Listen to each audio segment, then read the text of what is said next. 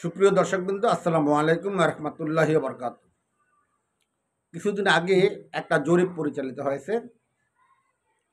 ইনোভেন্ট নামে একটা সংস্থা একটা জরিপ পরিচালনা করেছে। সেখানে তারা 10,143 জন লোকের উপরে জরিপটা পরিচালনা করছে এবং এটা নিয়ে যথেষ্ট আলোচনা হয়েছে। আমিও এই বিষয়ে এর আগে একটা কন্টেন্ট করেছিলাম। আমার বক্তব্যটা ছিল, এই যে জরিপটা করেছে এটার আসলে বাস্তবতা কতটুকু।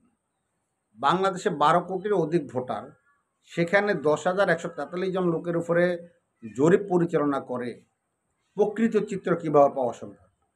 আমার যথেষ্ট সন্দেহ ছিল এবং শুধু আমি না, অনেকেই এই বিষয়টি নিয়ে প্রশ্ন তুলেছেন।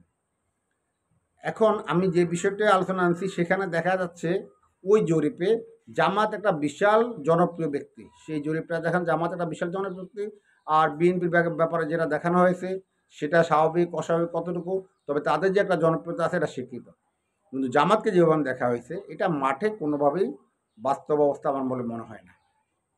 জামাতের জন্ম 1941 সনে এবং 1947, এই 7 বছর জামাতের যে কর্মকাণ্ড এবং উনি ভারতবর্ষের বৃহত্তর ভারতবর্ষের মুসলিমদের যে ক্ষতিটা করেছেন, এটা আগামী 1000 বছরও মুসলমানরা এই ক্ষতিটা পূরণ করতে পারবে না। এই বিষয়ে আমি বিস্তারিত একটা কন্টেন্ট পরে কোনো এক সময় করব। সেক্ষেত্রে 47 পরে পাকিস্তানেও তাদের কোনো গ্রহণযোগ্যতা ছিল না এবং তারা পাকিস্তান, পূর্ব পাকিস্তান, পশ্চিম পাকিস্তান কোথাও ভালো কোনো ফলাফল করতে পারে নাই এবং ভালো কোনো ভোট পায় না, 2% 1% উপরে। 47-এর ঘটনার কারণে 47-এর ঘটনার কারণে তারা ভালো কোনো ফলাফল করতে পারে না। জনমনে তাদেরকে নিয়ে একটা তারা যে একটা ষড়যন্ত্রকারী দল এবং তারা যে একটা বিভেদ সৃষ্টিকারী দল, এটা মানুষ মনে প্রাণে বিশ্বাস করে। এবং পশ্চিম পাকিস্তানে 71 সনের নির্বাচনের পরে পশ্চিম পাকিস্তানও তাদের সে একই অবস্থা। তারা এখনও ওইখানে উল্লেখযোগ্য কোনো অবস্থান নিতে পারে নাই। ওনারা যতটুকু আমি তথ্য সংগ্রহ করেছি সেখানে দেখা যাচ্ছে 2013 সনে তারা সেখানে 3টি মাত্র আসন পেয়েছে। 18 এবং সর্বশেষ যে নির্বাচন, এই নির্বাচনে কোনো ফলাফল ওইখান থেকে তেমন জানা যায়নি। সেখানে ইসলামী 2-1টা দলের কিছু ভোট আছে, সেটাকে জামাতের ভোট বলা যায় না। জামাতের ভোট 1-2-3% বেশি দেখানো হয় নাই। 71-এর আগেও ছিল না, 71-এর পরে বাংলাদেশও নাই, পশ্চিম পাকিস্তানও নাই। জাস্ট পশ্চিম পাকিস্তান বলতে পশ্চিম পাকিস্তান। কিন্তু বাংলাদেশের কতিপয় মিডিয়া, কতিপয় ব্যক্তি জামাতকে একটা পপুলার দল হিসাবে প্রতিষ্ঠিত করার জন্য বিভিন্ন প্রক্রিয়া বিভিন্নভাবে চেষ্টা করছে। আসলে মাঠের চিত্রটা কী, সেখানে এটাও দেখানো হয়েছে জাতীয় পার্টির ভোটের হারটা 1 পয়েন্টের নিচে দেখানো হয়েছে, যেটা মানুষ আরও বিস্মিত হয়েছে। কারণ জাতীয় পার্টি নিষিদ্ধের যে আলোচনাটা, সেটা কেন? অনেক আলোচক, বিশ্লেষক এবং সংবাদকর্মী, বিভিন্ন ধরনের সুশীল সমাজ, তারা উল্লেখ করেছেন জাতীয় পার্টির এখনও মাঠে যে জনপ্রিয়তা আছে, আগামী নির্বাচন হিসাব নিকেশে যদি জাতীয় পার্টি মাঠে থাকে তাহলে জামাত প্রথম তাদের যে স্বপ্নটা ছিল 5ই আগস্টের পরে তারা ক্ষমতা যাবে, কিন্তু হিসেব নিকেশে দেখা গেল তাদের সে স্বপ্নটা পূরণ হচ্ছে না। তখন তাদের আরেকটা স্বপ্ন দেখা দিল, তারা বিরোধী দল হবে। বিরোধী দল হতে গেলে যদি জাতীয় পার্টি মাঠে থাকে তাহলে তাদের সেই খায়েশটাও পূরণ হবে না। এই জন্যে মূলত তারা জাতীয় পার্টিকে নিষিদ্ধ করার জন্য মাঠে নেমেছে। যদি জাতীয় পার্টি মাঠে না থাকে তাহলে ফাঁকা মাঠে গোল দিয়ে অন্তত কিছু আসন বাগিয়ে নেওয়ার একটা চেষ্টা তারা করতে পারে, অথবা বিএনপির সাথে বার্গেনিং করে তারা কিছু আসন বাড়িয়ে নিতে পারে। তাদের এই যে নিষিদ্ধ তত্ত্ব, নিষিদ্ধ এটা, তারা প্রথম কিন্তু নিজেরা সরাসরি মাঠে নামে নেয় জাতীয় পার্টির বিরুদ্ধে এবং কোনো টু শব্দ করে নাই। প্রথম এটা করলো এনসিপির কতিপয় নেতা এবং পরে দেখা গেল এনসিপি নেতারা যখন চুপ হয়ে গেল তখন দেখা গেল গণ অধিকার পরিষদের ভিপি নূর, এবং ভিপি নূর যখন প্রশাসন দ্বারা সে আঘাতপ্রাপ্ত হলো এবং এক পর্যায়ে হাসপাতালে শয্যাশায়ী হয়ে হলো এবং জাতীয় পার্টির নিষিদ্ধের যেই দাবিটা তাদের দুর্বল হয়ে গেল, সেক্ষেত্রে জামাত প্রকাশ্যে এলো। মানে জামাতের যেই পিছন থেকে যে চেষ্টাটা সেটা যখন ব্যর্থ হলো তখন জামাত প্রকাশ্যে এলো।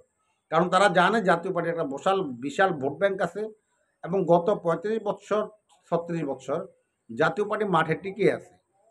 এটার একটা কারণ আছে। এই কারণটা জাতীয় পার্টির শাসনামল, হুসেইন মোহাম্মদ এরশাদের ব্যক্তিত্ব, জাতীয় পার্টির বর্তমান মাননীয় চেয়ারম্যান গোলাম মোহাম্মদ কাদেরের ব্যক্তিত্ব, সব মিলিয়ে, এবং জাতীয় পার্টির নেতাকর্মীরা যে সহিংস না, চাঁদাবাজি না, সন্ত্রাস দুর্নীতির সাথে জড়িত না, এই সমস্ত কারণেই মূলত জাতীয় পার্টির উপর মানুষ আস্থা রাখছে। যদি জাতীয় পার্টি সঠিক পরিবেশ পেত তাহলে জাতীয় পার্টি নিজেকে ভিন্নভাবে আবির্ভূত করতে পারত। আমি এর আগেও বলেছি জাতীয় পার্টিকে 90-এর পর থেকে এক একটা সরকার এক একভাবে দমন করেছে। বিএনপির কৌশল ছিল একরকম, জামাতের আওয়ামী লীগের কৌশল ছিল আরেক রকম, আবার তত্ত্বাবধায়ক সরকার 11 সরকার বর্তমান সরকার তাদের কৌশলটা আরেক রকম। এক একটা দল এক এক কৌশলে জাতীয় পার্টিকে ক্ষতিগ্রস্ত করার চেষ্টা করছে। আজকে যে বিষয়টি আমি মূলত আপনাদের সামনে আসছি সেটা হলো উত্তরাঞ্চলের নির্বাচনী চালচিত্র ৩, ভোটের মাঠে জাতীয় পার্টি ফ্যাক্টর। এই নিউজটা ২ অক্টোবর ২০২৫, এই নিউজটা ২ অক্টোবর ২০২৫-এ করেছে বাংলাদেশের বহুল প্রচলিত একটা পত্রিকা দৈনিক ইনকিলাব, এবং প্রতিবেদকের নাম স্টালিন সরকার। উনি পুরো উত্তরাঞ্চল, রংপুর, কুড়িগ্রাম, গাইবান্ধা, নীলফামারী, লালমনিরহাট সহ যে বৃহত্তর রংপুরের অধীনে ৮টা জেলা আছে, সে সমস্ত জেলা ঘুরে বিভিন্ন সংবাদকর্মী, সাংস্কৃতিক কর্মী, বিভিন্ন সুশীল সমাজ এবং ছাত্র সমাজ, যারা ছাত্র সমাজ, এদের বিভিন্ন জনের সাথে আলোচনা করে ওনারা যা এই জিনিসটা তুলে এনেছে। চাঁদপুরের, রংপুরের মানুষ এখনও জাতীয় পার্টির প্রতি, বৃহত্তর রংপুরের মানুষ এখন জাতীয় পার্টির প্রতি আস্থা রাখে, এবং সেখানের বৃহত্তর রংপুর বিভাগের যে 33টি আসন, সেখানে জাতীয় পার্টি শক্তিশালী প্রার্থী দেবে বলে জাতীয় পার্টির একজন প্রেসিডিয়াম সদস্য এবং রংপুর মহানগর সাধারণ সম্পাদক SM ইয়াসির এটা উল্লেখ করেছেন। জাতীয় পার্টি যে দুর্গ ছিল, আছে এবং ভবিষ্যৎ থাকবে সেটা উনি স্পষ্ট করেছেন। এছাড়াও এখানে জাতীয় পার্টির উপরে কেন্দ্রীয়ভাবে, জাতীয় পার্টির কেন্দ্রীয় অফিসে যেভাবে একের পর এক সন্ত্রাসী হামলা, ভাঙচুর, অগ্নিসংযোগ, এতে জাতীয় পার্টির প্রতি উত্তরাঞ্চলের মানুষের যে সহানুভূতিটা, এই সহানুভূতিটা আরও বেশি আকারে জেগে উঠেছে, এবং বিভিন্ন সময়ে বিভিন্ন কারণে জাতীয় পার্টি থেকে যারা দূরে সরে গিয়েছিল এবং বিগত সরকারের ক্ষমতার দাপটে যারা সরে গিয়েছিল, তারা জাতীয় পার্টির প্রতি আবার ফিরে আসছে। জাতীয় পার্টির যে ভোটগুলো আউটসুইং হয়েছে, সেই ভোটগুলো আবার ইনসুইং করছে। এতে জাতীয় পার্টির মাঠের চিত্রটা অনেক বেশি শক্তিশালী। এটাই মূলত মাথা ব্যথার কারণ, যারা জাতীয় পার্টি নিষিদ্ধ করতে চায়। এছাড়া জাতীয় পার্টির এই প্রতিবেদনে একদম স্পষ্টভাবে বলা হয়েছে জাতীয় পার্টির উত্তরাঞ্চলে মূল ফ্যাক্টর, এবং জাতীয় পার্টি যদি নির্বাচন করার সুযোগ পায় এবং সুষ্ঠু পরিবেশ পায়, শান্তিপূর্ণ পরিবেশ পায়, সবার জন্য সমান সুযোগ থাকে, তাহলে জাতীয় পার্টি এই বৃহত্তর রংপুরের যে 33টি আসনের মধ্যে প্রায় আসনেই জাতীয় পার্টির দখলে আসবে। এছাড়াও বৃহত্তর সিলেট, বৃহত্তর বরিশাল, সাতক্ষীরা, চাঁদপুর এবং চট্টগ্রাম সহ জাতীয় পার্টির কিছু পকেট এলাকা আছে, যে সমস্ত এলাকায় জাতীয় পার্টির বিশাল জনসমর্থন আছে, এবং পরিবর্তিত পরিস্থিতিতে মানুষ যে পরিবর্তনটা আশা করেছিল 5ই আগস্টের পরে, সেই পরিবর্তনটা যথাযথভাবে হয়নি। মানুষ সাথে যথেষ্ট হতাশ। যেভাবে মব ভায়োলেন্স এবং মবতন্ত্র শুরু হয়েছে, এবং 5ই আগস্টের পরে যেভাবে চাঁদাবাজি, দখলবাজি, বাসস্ট্যান্ড দখল, টেম্পো স্ট্যান্ড দখল, এবং কিছুদিন আগে আমি আরেকটা প্রশ্ন যে সেখানে উপদেষ্টা মাহবুব আলম বলেছিল আওয়ামী লীগ এবং জামাত, বিএনপি এবং জামাত প্রশাসন ভাগাভাগি করে নিয়েছে।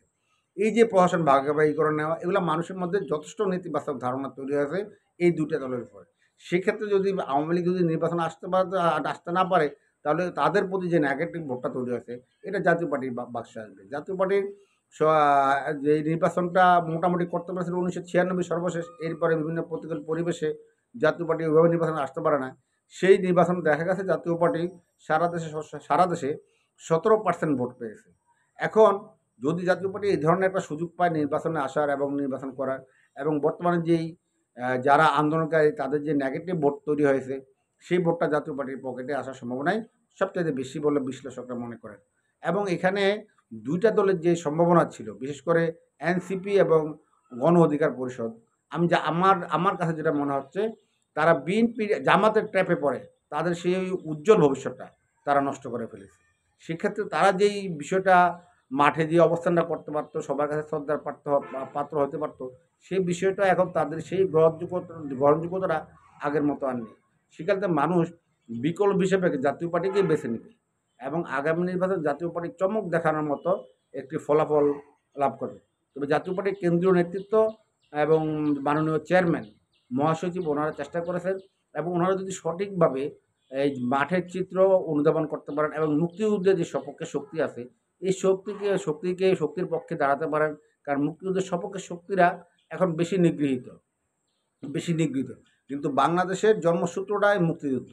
যদি সেই মুক্তিযুদ্ধ এবং মুক্তিযোদ্ধাদের পাশে দাঁড়াতে পারেন, যেভাবে হুসেন মোহাম্মদ এরশাদ ক্ষমতার সময় বলেছিলেন, মুক্তিযোদ্ধারা জাতির সর্বকালের সর্বশ্রেষ্ঠ সন্তান, এবং উনি মুক্তিযোদ্ধা কমপ্লেক্স করেছিলেন, উনি জাতীয় স্মৃতিসৌধের অসমাপ্ত কাজ সমাপ্ত করেছিলেন, উনি শহীদ মিনারের অসমাপ্ত কাজ সমাপ্ত করেছিলেন, উনি রায়েরবাগের যেই সৌধ তার অসমাপ্ত কাজ সমাপ্ত করেছেন, উনি মুক্তিযোদ্ধাদের ভাতার প্রচলন করেছেন, মুক্তিযোদ্ধাদের পক্ষে যে সমস্ত কাজ হোসেন মোহাম্মদ এরশাদ করেছেন এবং এই ধারাবাহিকতা যদি জিএম কাদের এবং জাতীয় পার্টির মহাসচিব সেই ধারাবাহিকতা ধরে রাখতে পারে, তাহলে মুক্তিযুদ্ধের সপক্ষে শক্তি জাতীয় পার্টির পক্ষে থাকবে।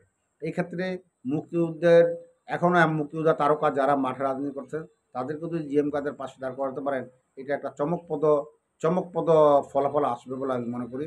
যারা আমার এই কন্টেন্টটি শুনছেন, আমার ভিডিওটি শুনছেন ধৈর্য সহকারে, সবার মতামত আশা করছি এবং আপনাদের দ্বিমত থাকলেও সেটাও কমেন্টের মাধ্যমে আশা করছি।